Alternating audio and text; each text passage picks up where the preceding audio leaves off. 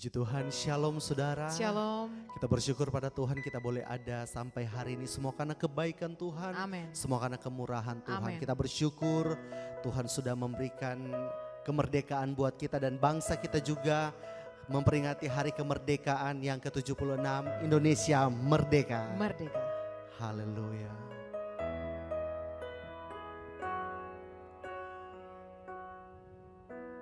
Syukur untuk setiap rencanamu dan rancanganmu yang mulia. Dalam satu tubuh kami bersatu menjadi duta kerajaanmu.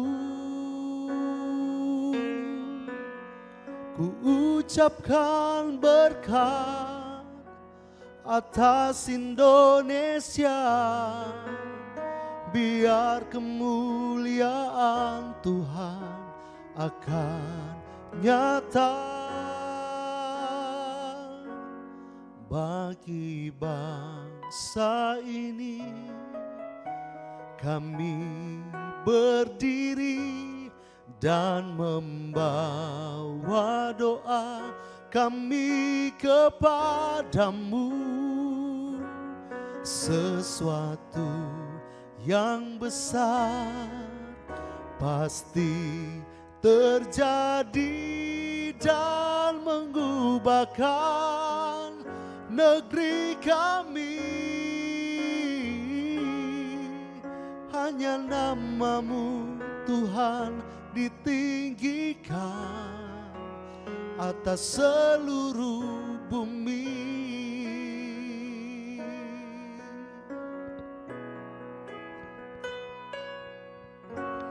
Syukur untuk setiap rencanamu dan rancanganmu yang mulia. Dalam satu tubuh kami bersatu menjadi duta kerajaanmu. Ku ucapkan berkat atas Indonesia, biar kemuliaan Tuhan akan nyata bagi bangsa ini. Kami berdiri dan membawa doa kami kepadamu. Sesuatu yang besar pasti terjadi dan mengubahkan negeri kami. Hanya namamu Tuhan ditinggikan atas seluruh bumi. Bagi bangsa ini kami berdiri dan membawa doa kami kepadamu. Sesuatu yang besar pasti terjadi dan mengubahkan negeri kami. Hanya namamu Tuhan ditinggikan. Hanya namamu Tuhan ditinggikan. Hanya namamu Tuhan ditinggikan atas seluruh bumi.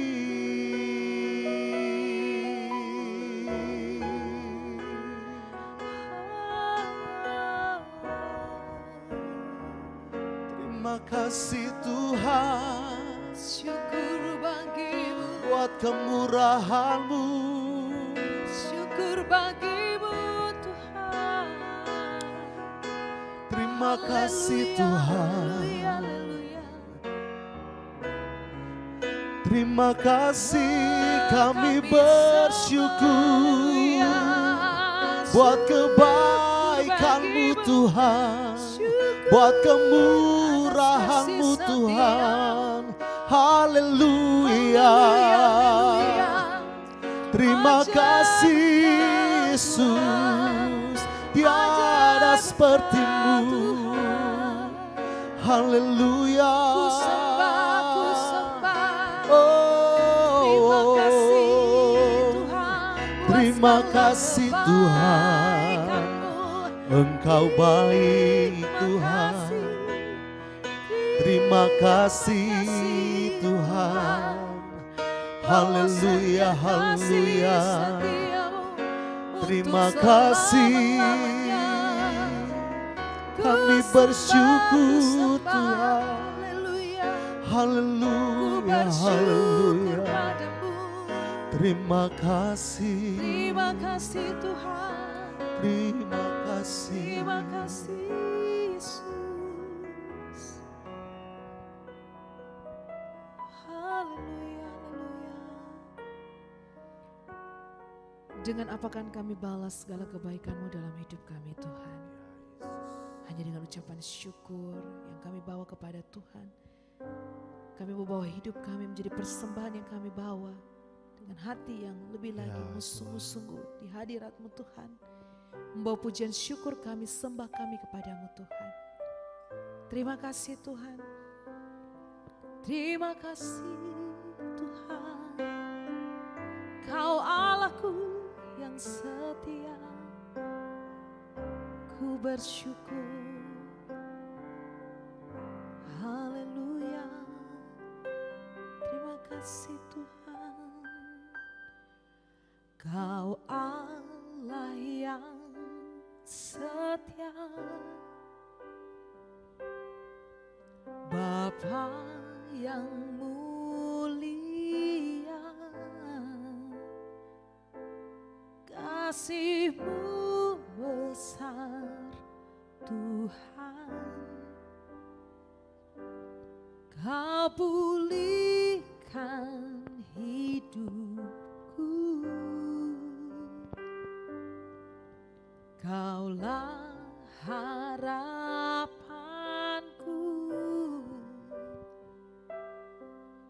Hidupku dalam-Mu. Terima kasih Tuhan. Kau selamatkan hidupku. Dengan apa kan ku balas segala kebaikan-Mu.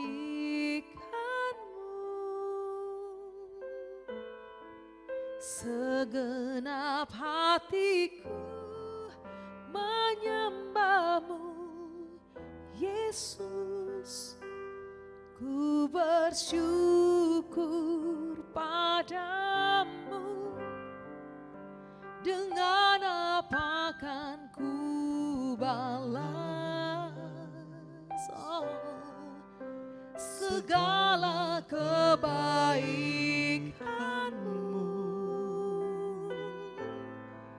Segenap hatiku menyembah-Mu, Yesus. Ku bersyukur padamu selamanya. Oh, mari jemaat lebih lagi dengan hati bersyukur. Kau Allah yang setia, Bapa yang mulia, Bapa yang mulia, kasih-Mu besar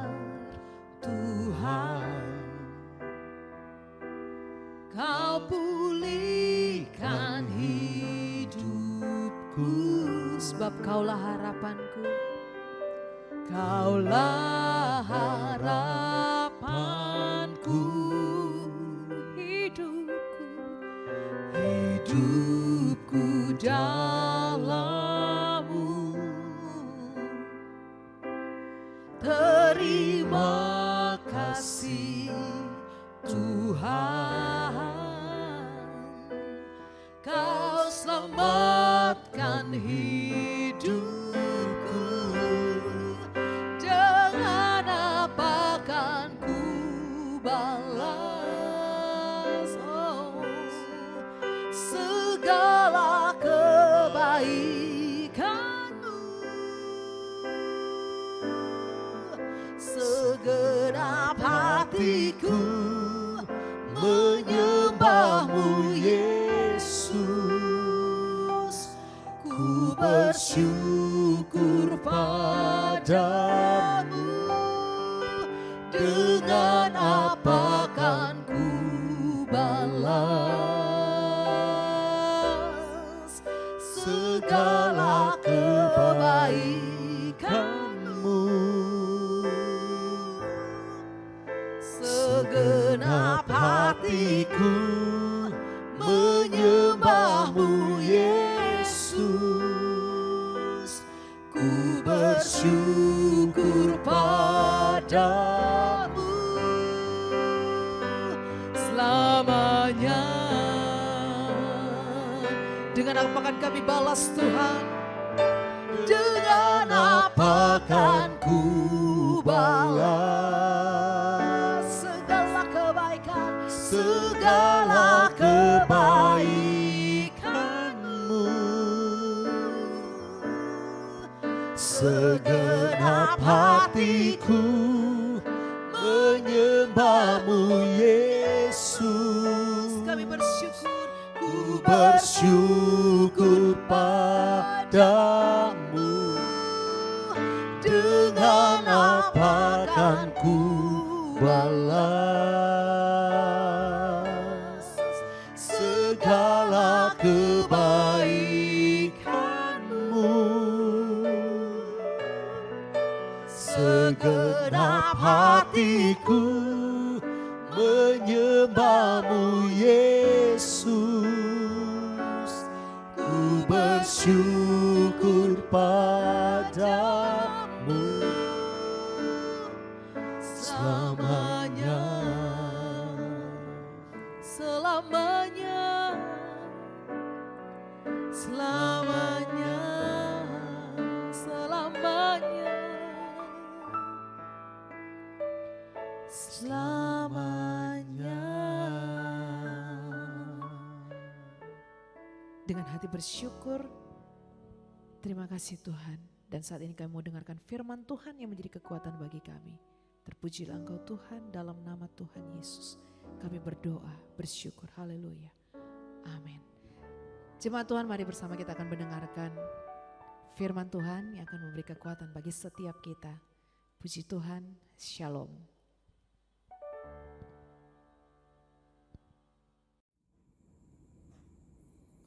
Shalom Bapak Ibu Saudara sekalian, puji Tuhan. Sebelum kita mendengarkan firman Tuhan, mari kita berdoa terlebih dahulu. Kami bersyukur kepadamu ya Tuhan, terima kasih atas setiap kesempatan yang Tuhan anugerahkan bagi kami. Meskipun dalam ibadah online service kali ini, kami percaya bahwa hadirat Tuhan tetap menyertai kehidupan kami. Tuhan, sebelum kami mendengarkan firman-Mu, kami mohon pengurapan-Mu atas setiap kami, supaya kami boleh menangkap, mengerti, dan melakukan firman Tuhan di dalam kehidupan kami.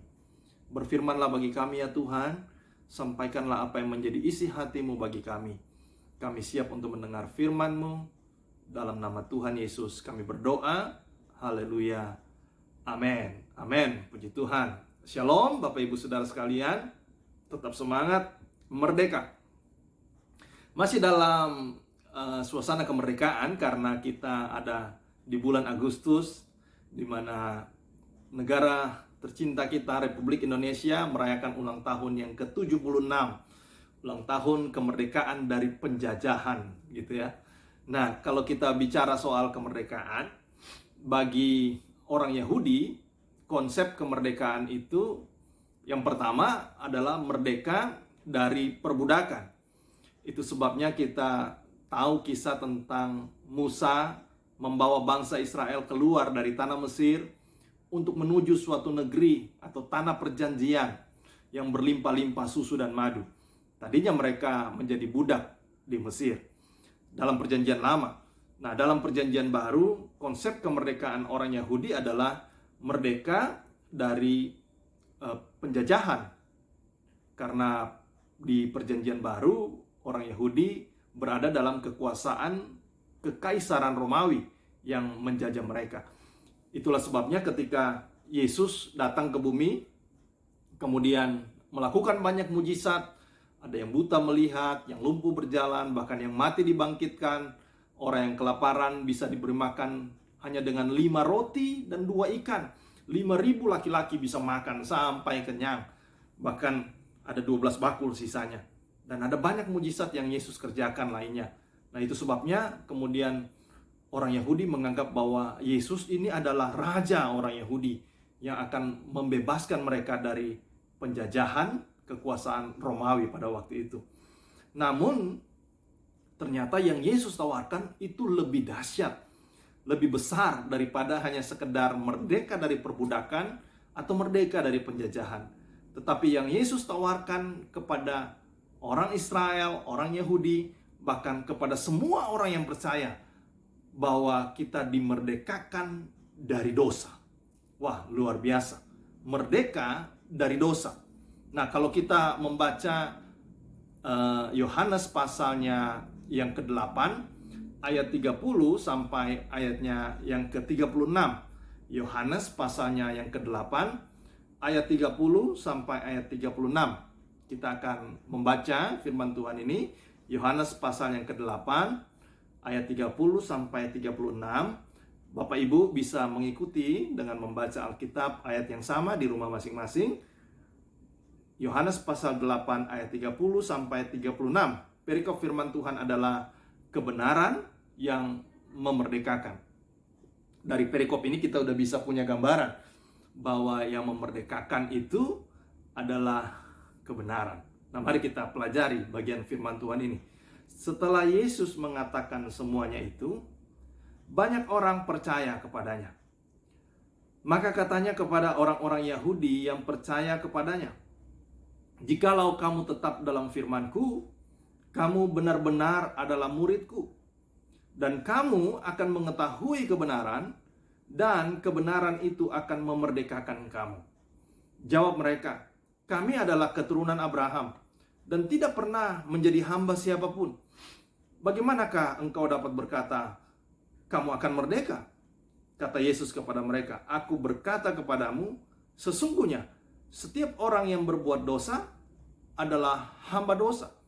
Dan hamba tidak tetap tinggal dalam rumah, tetapi anak tetap tinggal dalam rumah. Jadi, apabila anak itu memerdekakan kamu, kamu pun benar-benar merdeka."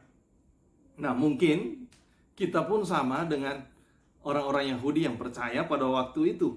Kita berkata kepada Yesus, kita tidak hidup atau tidak lahir pada saat penjajahan Belanda atau penjajahan Jepang.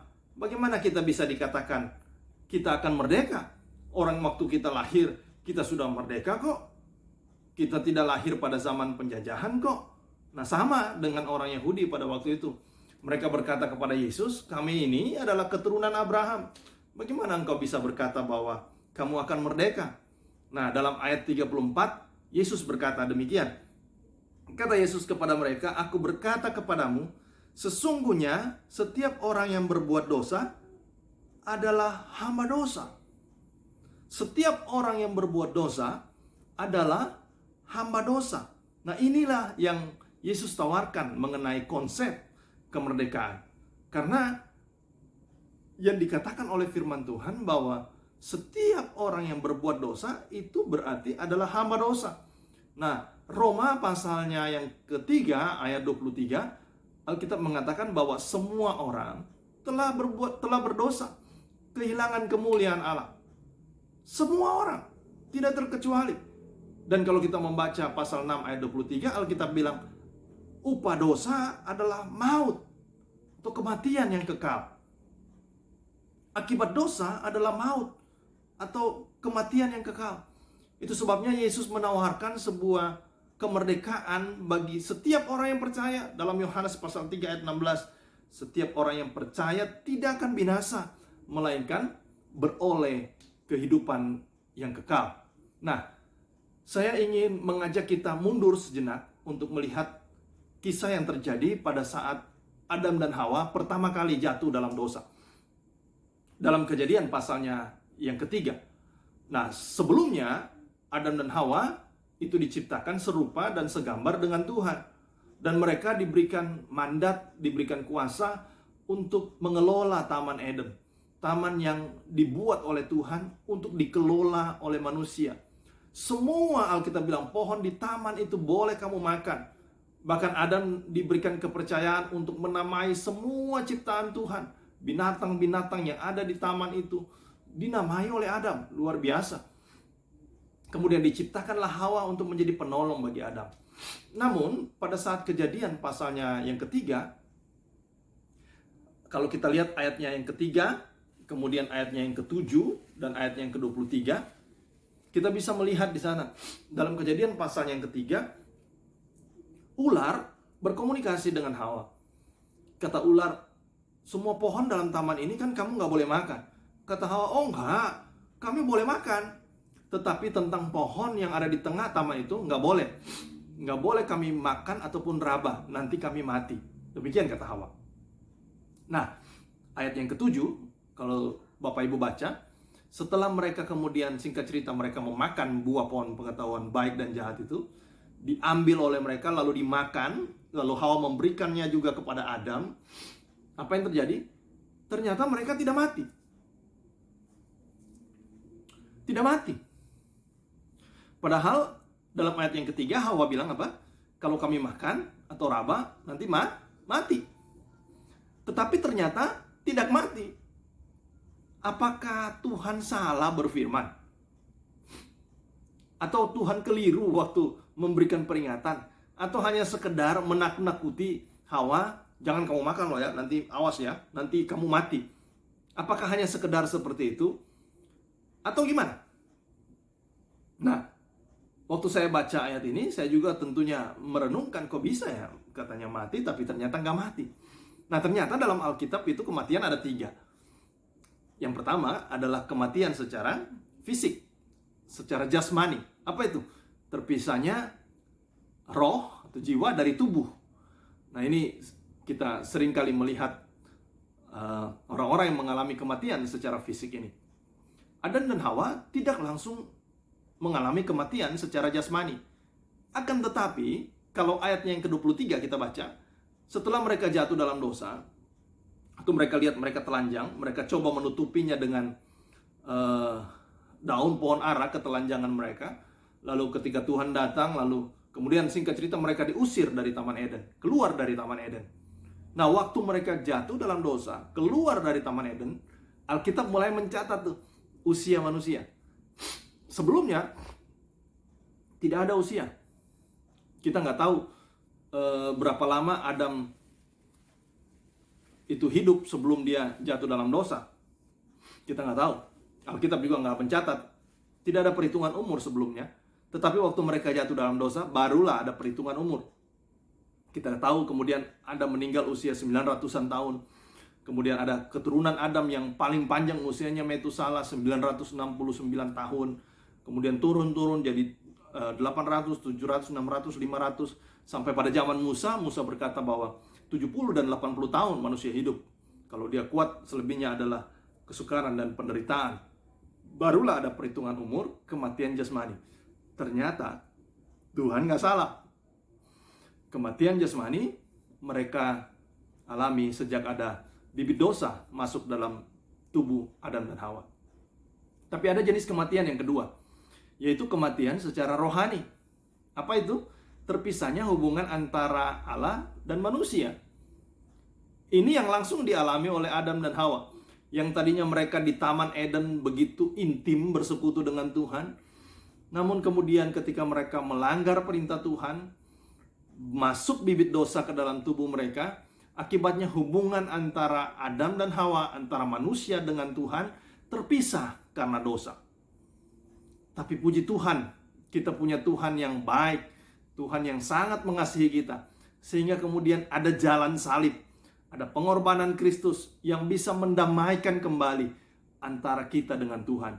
Itu sebabnya waktu Yesus berkata dalam Yohanes pasal 3 ayat 16, karena begitu besar kasih Allah akan dunia ini, sehingga ia mengaruniakan anaknya yang tunggal, supaya setiap yang percaya kepadanya tidak binasa, melainkan beroleh kehidupan yang kekal. Itu kemerdekaan yang Yesus tawarkan. Nah, ada kematian yang ketiga, selain kematian jasmani, kematian rohani. Yang ketiga inilah adalah kematian yang kekal. Ketika orang memilih untuk tidak percaya kepada Tuhan, akibatnya adalah kematian yang kekal di neraka sampai selama-lamanya. Nah, mari kita kembali kepada Yohanes pasalnya yang ke-8 tadi. Nah, kita kembali dalam Yohanes pasal yang ke-8. Sewaktu Yesus berkata, semua orang yang berbuat dosa adalah hamba dosa. Nah, kalau begitu pertanyaannya, bagaimana caranya untuk kita bisa mengalami kemerdekaan? Kira-kira langkah-langkah apa yang kita bisa ambil untuk kita bisa hidup di dalam kemerdekaan? Nah, yang pertama, dalam Yohanes pasalnya yang ke-8 tadi, dari ayat 30 kita baca, setelah Yesus mengatakan semuanya itu, banyak orang percaya kepadanya. Maka katanya kepada orang-orang Yahudi yang percaya kepadanya. Ada kata percaya di sana. Jadi langkah yang pertama adalah percaya untuk mengalami kemerdekaan. Kita percaya bahwa kita hidup di dalam kemerdekaan oleh karena kuasa darah Yesus, oleh karena pengorbanan Kristus. Percaya, itu langkah yang pertama. Kalau saya bertanya kepada Bapak Ibu Saudara sekalian, tentulah Bapak Ibu Saudara sekalian yang mengikuti ibadah online ini adalah orang-orang yang percaya kepada Yesus Kristus. Bapak Ibu adalah orang percaya, tentunya semua akan menjawab, ya, saya adalah orang yang percaya. Nah, tetapi itu barulah langkah awal atau langkah yang pertama. Nah, percaya tidaklah cukup. Harus masuk ke dalam step yang selanjutnya atau langkah yang selanjutnya. Apa itu? Langkah yang kedua untuk mengalami kemerdekaan adalah tetap di dalam firman. Lihat ayat 31. Katanya kepada orang-orang Yahudi yang percaya, itu satu kepadanya, jikalau kamu tetap dalam firman-Ku, tinggal di dalam firman. Nah, tetap di dalam firman ini artinya bukan saja dia membaca atau mendengar firman Tuhan, tetapi melakukan firman Tuhan. Bapak Ibu, firman Tuhan ini bukan hanya diberikan Tuhan untuk pendeta. Firman Tuhan, Alkitab, itu kan firman Tuhan. Itu tidak hanya ditujukan kepada orang-orang yang belajar teologia atau yang dikenal dengan profesinya sebagai pendeta, hamba Tuhan, pastor, atau apapun penyebutannya. Jadi firman Tuhan ini diberikan Tuhan bukan hanya untuk mereka, tetapi untuk semua jemaat Tuhan, untuk semua orang yang percaya kepada Tuhan. Artinya, setiap kita harus tinggal di dalam firman Tuhan, tetap di dalam firman Tuhan. Dalam ayat yang ke-31, Yesus berkata, jikalau kamu tetap dalam firman-Ku. Artinya firman Tuhan ini bukan hanya sekedar didengarkan atau dibaca, tetapi untuk direnungkan dan dilakukan, Bapak Ibu. Harus melakukan firman Tuhan. Itu bukti bahwa kita tetap tinggal dalam firman Tuhan. Nah, itu sebabnya kita perlu punya rasa antusias ketika kita setiap hari membaca, merenungkan firman Tuhan, dan mendengarkan firman Tuhan. Saya percaya tidak cukup bagi kita hanya untuk dengar khotbah, apalagi dalam online service seperti ini, hanya dengar khotbah beberapa menit saja. Tetapi yang terpenting adalah perenungan kita setiap hari di rumah kita masing-masing terhadap firman Tuhan. Sebab firman Tuhan ini ditujukan untuk Bapak Ibu semua dan untuk kami. untuk semua orang yang percaya kepada Tuhan. Amin. Oke, langkah yang ketiga, selain percaya, kemudian tetap dalam firman, yang ketiga stepnya adalah menjadi murid. Lihat kalimat selanjutnya. Jikalau kamu tetap dalam firman-Ku, kamu benar-benar adalah murid-Ku. Kalau kita lihat kehidupan Yesus, Yesus punya banyak pengikut. Tetapi muridnya nggak banyak. Murid Yesus yang paling dekat dengan Yesus ada 12. Ada juga 70 murid dan lain sebagainya. Tetapi Yesus lebih memilih untuk merekrut murid daripada hanya sekedar pengikut yang ikut-ikutan. Satu murid itu jauh lebih berharga daripada ratusan pengikut. Sebab kita lihat buktinya, waktu Yesus disalib, orang yang mengikut Yesus akhirnya kemudian menjadi kecewa dan menolak Yesus. Murid-murid Yesus pun sempat lari, sempat meninggalkan Yesus. Tetapi pada akhirnya mereka kembali kepada Yesus dan melakukan perkara-perkara yang jauh lebih besar dan lebih hebat dari sebelumnya. Nah, murid itu tandanya dia mau terus belajar untuk melakukan apa yang dipelajari. Jadi ada 3 langkah untuk mengetahui hidup dalam kemerdekaan. Yang pertama, menjadi orang percaya, tetap dalam firman Tuhan, lalu menjadi murid Yesus. Nah, ada langkah yang terakhir, langkah yang keempat. Nah, saya akan berbicara agak sedikit panjang di sini. Langkah yang keempat, yaitu mengetahui kebenaran. Lihat ayatnya yang ke-32. Nah, setelah Yesus menyampaikan kalimat, katanya kepada orang Yahudi yang percaya kepadanya, jikalau kamu tetap dalam firman-Ku, kamu benar-benar adalah murid-Ku. Ayat 32. Dan kamu akan mengetahui kebenaran.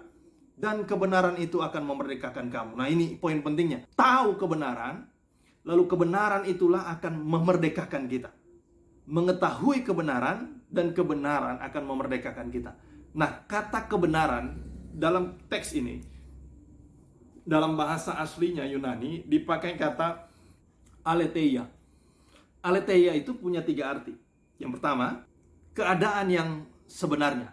Jadi kata kebenaran, mengetahui kebenaran. Kebenaran itu dipakai kata aletheia. Nah, aletheia punya 3 arti. Yang pertama adalah, arti dari kata aletheia adalah keadaan yang sebenarnya. Jadi dengan kata lain, Yesus berkata, kamu akan mengetahui keadaan yang sebenarnya. Dan waktu kamu tahu keadaan yang sebenarnya, pengetahuan kamu itu akan memerdekakan kamu. Apa keadaan yang sebenarnya? Keadaan yang sebenarnya adalah gini, kita adalah hamba dosa. Benar, karena kita melakukan dosa. Tetapi oleh karunia Tuhan, kita diselamatkan dan dimerdekakan dari dosa. Keadaan yang sebenarnya, kita yang dahulu pendosa, oleh kasih karunia Tuhan ditebus oleh darah Yesus, sehingga kita tidak lagi hidup di dalam hukum dosa, tapi kita hidup dalam anugerah Allah. Itulah keadaan yang sebenarnya. Arti kata aletheia yang kedua. Yang kedua adalah dapat dipercaya atau tidak ada kebohongan. Dengan kata lain, Yesus mau bilang gini, kamu akan mengetahui kebenaran. Aletheia, sebuah kebenaran yang dapat dipercaya dan tidak ada kebohongan di dalamnya. Jadi pengorbanan Yesus itu dapat dipercaya.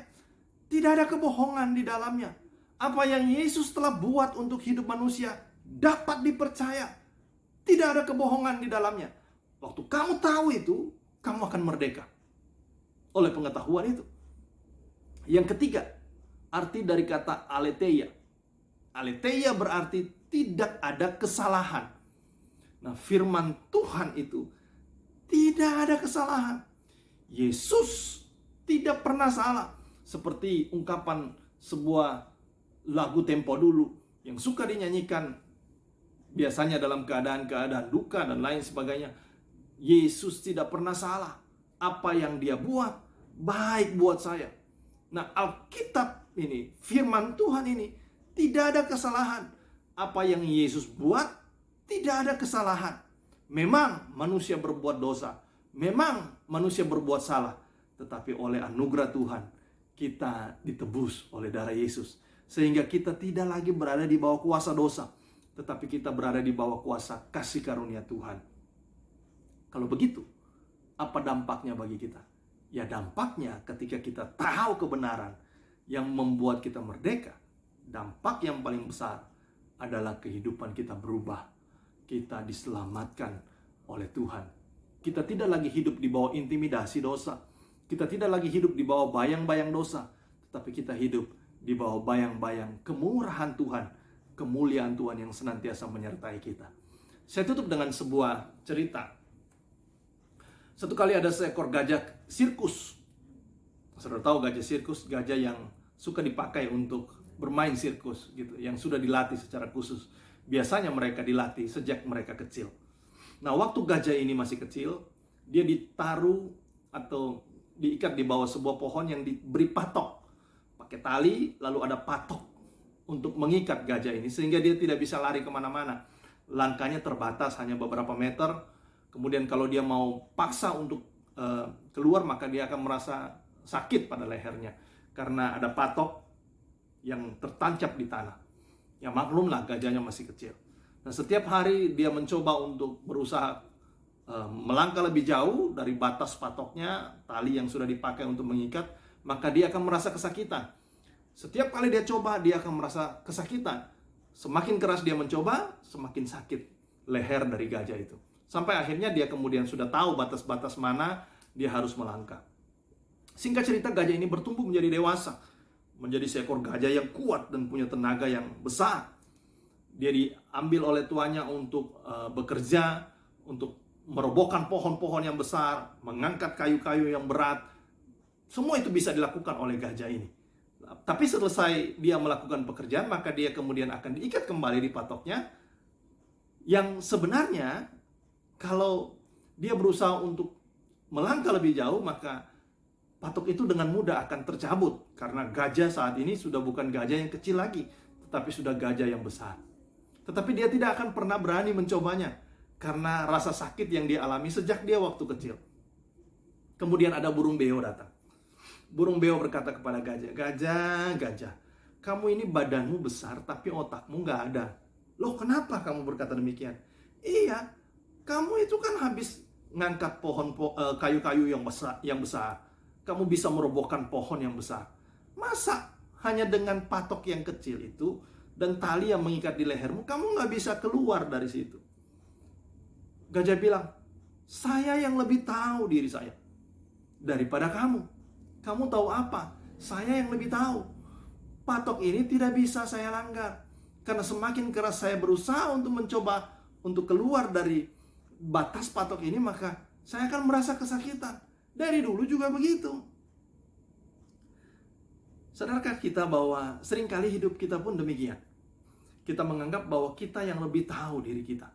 Oh ya sudahlah, memang susah lah untuk keluar dari dosa ini. Bertahun-tahun saya hidup dalam dosa ini, ya sudahlah, hidup saya memang sudah begini. Saya yang lebih tahu hidup saya. Tahukah saudara bahwa Tuhan Yesus lebih tahu hidup kita? Tidak ada yang lebih mengenal kita daripada Tuhan mengenal hidup kita. Mungkin kita berpikir bahwa ya sudahlah, memang hidup saya sudah begini, mau diapa? Orang bilang, sudah biar coba begini, ya sudahlah, begini aja, jalani aja. Tidak, saudaraku. Yesus punya rancangan yang indah buat setiap kehidupan kita. Itu sebabnya dia rela untuk mengurniakan anaknya yang tunggal. Karena kasih Bapa kepada kita begitu besar. Dan Yesus rela untuk menyerahkan dirinya menjadi tebusan bagi kita. Untuk apa? Supaya kita bisa hidup dalam kemerdekaan. Entah sudah berapa lama kita hidup dalam kuasa dosa. Hidup dalam dosa, ya mungkin gak ada orang yang tahu. Tetapi ada pribadi Yesus yang tahu. Dan dia berkata, sudah saatnya kamu untuk merdeka. Saya berdoa dan berharap supaya lewat firman Tuhan ini, kita semua bisa hidup dalam kemerdekaan. Tabiat-tabiat dosa, kebiasaan-kebiasaan buruk yang selama ini mencengkram hidup kita. Yang kita rasa kita nggak mampu, kita yang kuat. Hai dengar, kekuatan Tuhan yang ada di dalammu jauh lebih besar daripada kuasa dosa. Selamat menjalani hidup yang penuh dengan kemerdekaan. Mari kita berdoa. Kami bersyukur buat firman-Mu. Biar firman-Mu mengubahkan hidup kami. Membaharui hidup kami. Biar kami boleh mengetahui kebenaran. Sehingga kebenaran itu memerdekakan hidup kami. Demi nama Tuhan Yesus kami berdoa. Amin. Amin. Tuhan berkati. Puji Tuhan, saya percaya saudara diberkati hari ini lewat kebenaran firman Tuhan yang kita sudah dengarkan bersama. Dan di akhir ibadah ini, saudara yang kekasih, mari bersama-sama kita akan berdoa. Terima kasih Bapa yang baik untuk hari yang luar biasa, hari yang diberkati oleh Tuhan. Hari ini kami boleh memuji menyembah Tuhan, bahkan hari ini kami boleh diberkati lewat firman-Mu. Kami percaya ada kekuatan baru di saat kami mendengarkan firman-Mu. Engkau memberi pengertian yang baru bagi kami Bapa. Engkau memberikan Tuhan satu pemahaman yang lebih lagi kepada kami, untuk kami lebih mengenal siapa Allah kami, siapa Tuhan kami. Engkau menginginkan kami hidup Tuhan dalam kehidupan yang baru bersama dengan Engkau. Biarlah Tuhan hari-hari kami ke depan di minggu yang baru ini akan membawa kami semakin dewasa dalam Tuhan. Kami menjalani hari-hari kami Tuhan dipimpin oleh roh Engkau. Dan kami menjalani hari-hari kami bersama dengan firman-Mu Tuhan, yang menjadi pelita bagi kaki kami, terang bagi jalan kami. Roh Kudus yang manis, kami berdoa secara khusus pada siang hari ini Tuhan, buat umat Tuhan dimanapun mereka berada yang menyaksikan tayangan ini. Tuhan, Engkau hadir bagi mereka semua. Tuhan, tolong Tuhan umat-umat Tuhan. Mungkin hari-hari ini mereka mengalami pergumulan, mereka menghadapi masalah yang berat, bahkan mereka yang dalam keadaan sakit. Mari hadirlah Tuhan bagi mereka sebagai Allah Jehovah Jireh. Engkau Tuhan Allah yang mengadakan segala yang kami butuhkan, segala yang kami perlukan menurut kekayaan kemuliaan nama-Mu. Kiranya Engkau akan memenuhi setiap kebutuhan umat-umat-Mu. Dalam nama Yesus kami percaya di minggu baru ini kami melihat berkat baru dari Tuhan. Kami melihat mujizat Tuhan, kami melihat pertolongan Tuhan yang luar biasa di dalam ekonomi kami, di dalam rumah tangga kami, di dalam hubungan kunci kami. Bahkan Tuhan, mereka yang dalam keadaan sakit Tuhan, Engkau menjamah dengan kuasa bilur-bilur-Mu Bapa. Jamah Tuhan, jadilah sembuh dalam nama Yesus, jadilah pulih dalam nama Yesus. Dan minggu yang baru ini kami sehat, kami kuat, kami diberkati oleh Tuhan. Kami percaya Tuhan, kami terus melihat kebaikan Tuhan dalam hidup kami. Bapa yang baik, berkati setiap umat-umat Tuhan yang setia menabur, setia mengembalikan milik-Mu Bapa. Kami percaya Tuhan, kelimpahan Tuhan turun atas kami, atas kesehatan kami, atas hubungan kunci kami, atas perbendaharaan kami. Tidak pernah berkekurangan lumbung-lumbung kami, tetapi semakin hari kami mengalami peningkatan dalam berkat-berkat daripada Tuhan. Terima kasih Bapa yang baik, semua jemaat Tuhan dilindungi dan ditulungi oleh Tuhan, dijagai seperti biji mata-Mu Bapa. Dan akhir ibadah ini Tuhan, kami mengangkat tangan kami untuk terima berkat daripada Allah Bapa. Saudara yang kekasih, angkat kedua belah tangan-Mu, aminkan setiap kata-kata berkat yang Kau rindu terjadi dalam hidup-Mu. Terima kasih Tuhan, haleluya, haleluya, haleluya. Tuhan menyinari Engkau dengan wajah-Nya dan menyatakan kasih serta kebaikan-Nya dalam hidup-Mu. Diberkatilah Engkau dengan berlimpah-limpah, diperluas daerah-Mu. Tangan Tuhan yang akan menyertai dan melindungi Engkau dari segala malapetaka. Kesakitan tidak menimpa Engkau, sebab Dia Tuhan Allah yang akan membuat nama-Nya dan janji-Nya melebihi segala sesuatu bagi hidup-Mu, mulai saat ini sampai Tuhan Yesus datang kali yang kedua. Dalam nama Tuhan Yesus, yang percaya diberkati Tuhan bersama saya katakan amin. Puji Tuhan, selamat berhari Minggu. Tuhan Yesus memberkati.